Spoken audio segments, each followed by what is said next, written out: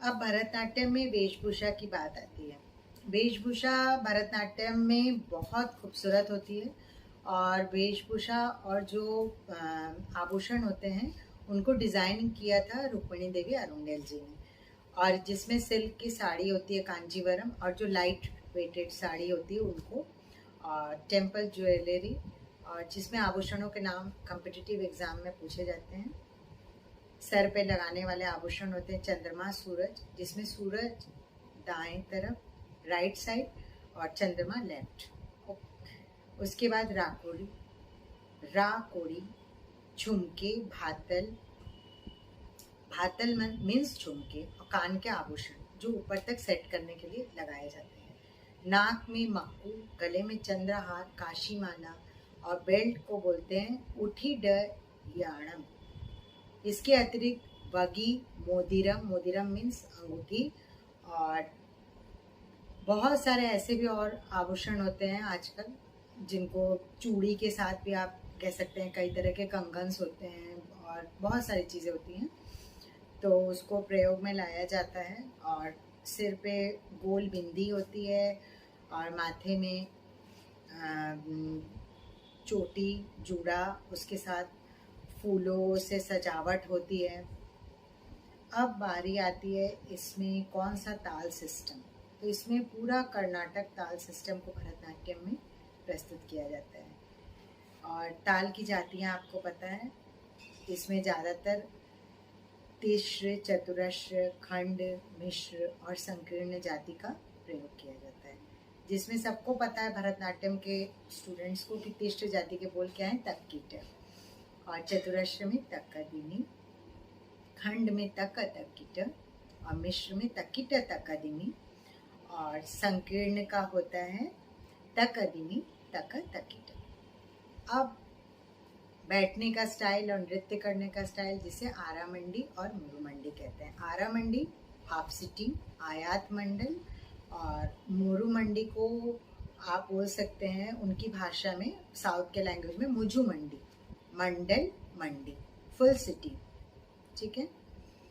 अब कुछ प्रमुख गुरुओं का मैं नाम लेना चाहूँगी जिनकी वजह से आज भरतनाट्यम का ये इतना सुंदर रूप देखने को मिलता है। जिनमें श्री मीनाक्षी सुंदरम पिल्लई जी, बाला सरस्वती जी, कमला लक्ष्मण, गौरी अम्मा, और बहुत से ऐसे अनगिनत गुरुओं के नाम हैं जिन्होंने अपना योगदान दिया, और उनकी वजह से ये नृत्य शैली देश विदेश में एक प्रचलित नृत्य शैली के रूप में विकसित हुई। अब भरतनाट्यम के आइटम्स की बात होती है, जो मार्गम क्रम, कला क्षेत्र स्टाइल मार्गम, जिसमें सबसे पहले प्रस्तुत होती है अलारिपू। अलारिपू का मीनिंग क्या है? अलारिपू का बहुत आसान शब्द में मैं इसका अर्थ बताती हूँ, खिलता हुआ पुष्प। इसमें हम क्या करते हैं, सबसे पहले सिर को हिलाना यानी नेक मूवमेंट्स, उसके बाद जो चीज़ें हम राइट से करते हैं शोल्डर से लेके लेग तक, वही सारी चीज़ें हम लेफ्ट साइड से भी करेंगे। अलारिपू का ये टेक्निक है। ये मतलब अडवूस के बाद पहली प्रस्तुति होती है जो शुद्ध नृत्य है। इसमें कोई भी अभिनय वाला पोर्शन नहीं होता है, और ये किसी भी जाति में हो सकता है। और मिक्स जातियों का जो कॉम्पोजिशन होता है, जिसको हम बोल सकते हैं, आजकल नया कॉम्पोजिशन तैयार हो रहा है जिसमें कई जातियों को मिक्स करके एक अलारिपू का कॉम्पोजिशन भी बनाया जा सकता है।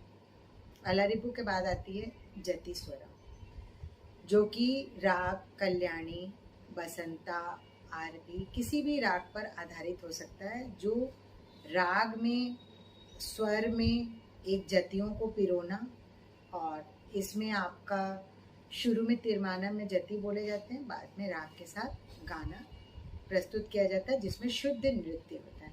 इसमें भी अभिनय का कोई स्थान नहीं होता है। पल्लवी और अनुपल्लवी, प्रथम भाग और द्वितीय भाग। अनुपल्लवी वहाँ से होता है जहाँ से गाने का स्वर चेंज हो जाएगा। ठीक है। अब शब्दम, जब अलारिपू और जतिस्वरम सीख लेते हैं उसके बाद शब्दम सिखाया जाता है। शब्दम में क्या होता है, शुद्ध नृत्य का थोड़ा पोर्शन रहेगा, छोटे छोटे तिरमाना, लेकिन इसमें अभिनय, जिसमें ज़्यादातर कृष्ण पर आधारित होता है, जो तमिल या तेलुगु में कॉम्पोजिशंस होते हैं। ज़्यादातर कृष्ण पर आधारित होता है शब्दम, और जिन्हें आप कह सकते हैं कि अभिनय की शुरुआत करने की एक छोटी सी सीढ़ी। शब्दम के बाद पदम। पदम में भी पद गाए जाते हैं, जिसमें पदम को गौरव श्रृंगार भी कहा जाता है, क्योंकि इसमें श्रृंगार रस की प्रधानता होती है। तो इसके कई रचयिता हैं, जैसे क्षेत्रज है, सारंगपाणि है। तो पदम में भी अभिनय पूर्ण रूप से होता है। इसकी एक विशिष्ट शैली होती है, जिसमें कई तरह की नायिकाएं, जो अष्ट नायिका हम लोगों ने पढ़ा है, उसमें कई तरह की नायिकाओं की जो मनोभाव या स्थिति होती है, अभिव्यक्ति का जो माध्यम होता है, वो पदम के द्वारा बहुत अच्छा देखने को मिलता है। इसके बाद पदम के अतिरिक्त आपका जावली हो गया। इसमें एक विशिष्ट शैली में नृत्य होता है, जिसमें कृष्ण, राधा तथा गोपियों की लीलाएं होती हैं। फिर वर्णम। वर्णम की जो प्रस्तुति होती है वो इसका कर्नाटक संगीत में जैसे तान वर्णम होता है, तो भरतनाट्यम में पद वर्णम। इसमें पल्लवी, अनुपल्लवी, चिट्टई स्वरम तथा Charanam. Pallavi means first portion, Anupallavi means second portion, Chittai Swaram third और चरणम एंड। इस तरह से ये वर्णम हो गया, पदम हो गया, और सबसे अंतिम प्रस्तुति होती है तिल्लाना की, जिसमें शुद्ध नृत्य होता है, लेकिन चरणम और एंड होने के पहले साहित्यम रहता है।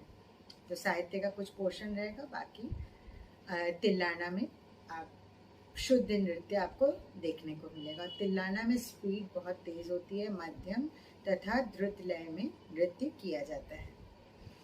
अब इसके अतिरिक्त मैं एक चीज़ आपसे शेयर करना चाहूँगी कि आजकल भरतनाट्यम नृत्य शैली में कीर्तनम प्रस्तुत किया जाने लगा है, और उसके साथ ही साथ स्वरजति, और आपको जावली के बारे में मैंने बता ही दिया।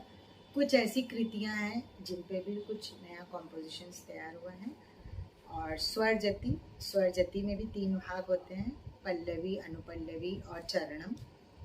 अब कुछ ऐसे स्वरजति बहुत फेमस है जिनको कि प्रस्तुत किया जाने लगा, जिनमें श्यामा शास्त्री जी का स्वरजति है, पच्ची मरियम आदि अप्पर, जो कि वर्णम गीत शैली के पितामह भी कहे जाते हैं। इसके अतिरिक्त वर्णम प्रस्तुति में वडिवेलु, स्वाति तिरुनाल जी और सुब्बा रामा। फिर मैं बोनस टिप्स यही देना चाहूँगी कि आप नाट्य शास्त्र के चैप्टर्स को बहुत अच्छी तरह से पढ़िए।